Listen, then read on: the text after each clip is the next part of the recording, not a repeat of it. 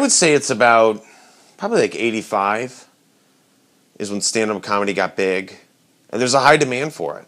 You know, you have to understand, the late 80s and early 90s was it was an interesting spot to be in if you're a comedian.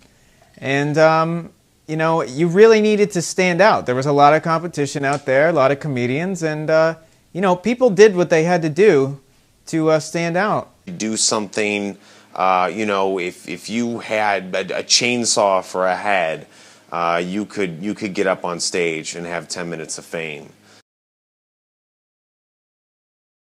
Bobby Jones, he started it all. I really think it started with Bobby Jones, who was the jacket guy. And if I recall it, he was on stage, he was a terrible comedian, and his jokes were just bombing.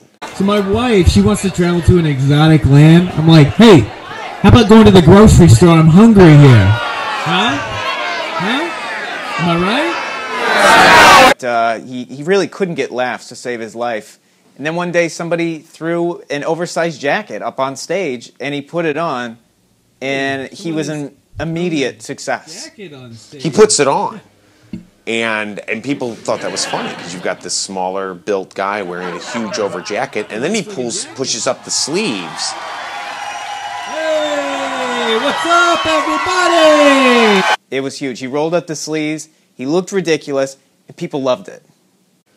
And then you had across town directions guy. Because we came in off the 141 Express, so I don't. Sir, could you? Is it the 141? Walked in from off the street and was just looking for directions because he just wanted to get home, and he was an overnight success. He was huge.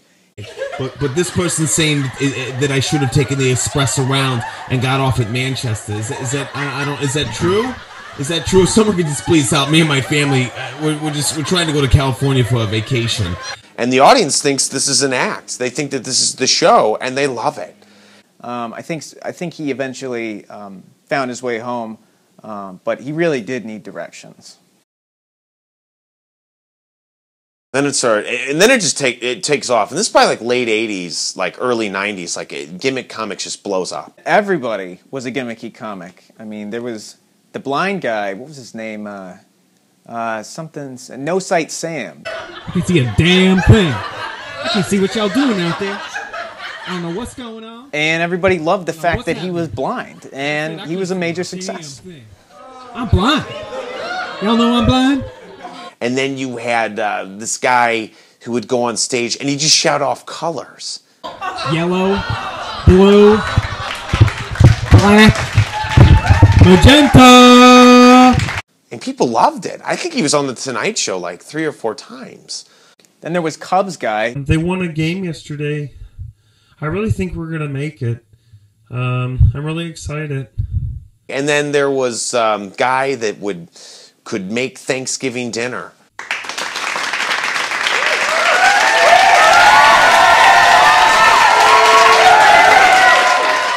You got guys like Shower Guy. I mean, his whole thing was he came up on stage in a bathrobe, or what was it, like a towel or something? Holy shit, if that was a girl, let's just say we'd be getting showered.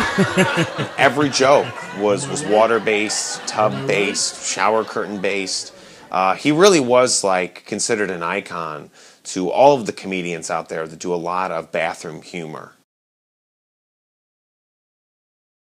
The fall of '93 is when things just got really stupid, and you just had comics who would just come up with stupid shit, and they were, you know, there was like ironing guy that makes out with pillow. There was these 2 guys that were competing for each other that all had like light bulbs for a hand. Hey, is this a 60 watt? No, because let's just say when I'm stroking it, it's 100 watt. So the other day I was just like, bingo!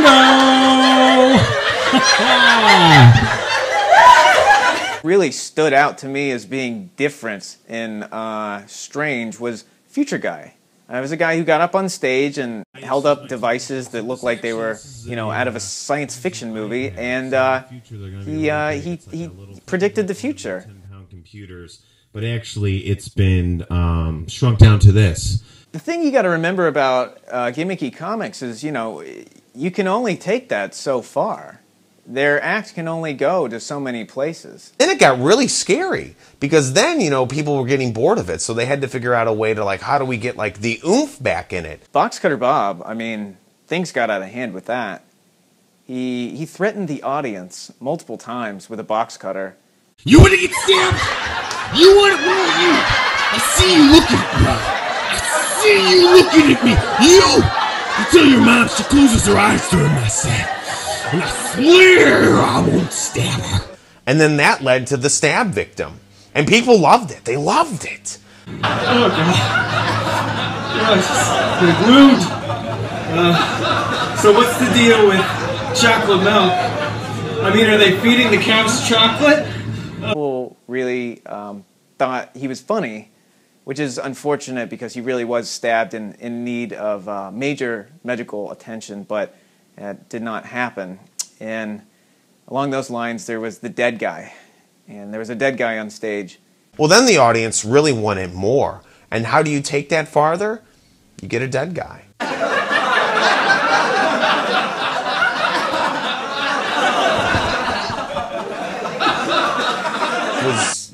He was doing a great run, and then he just started to stink. And I mean that physically because he was dead. Like, the body just smelled.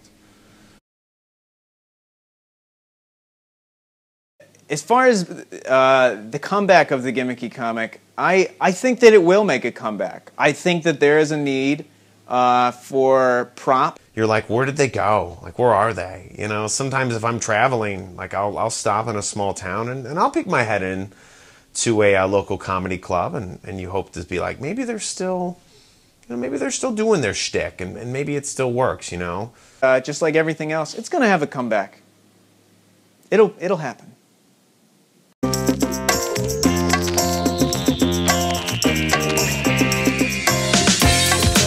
The berries smell very good.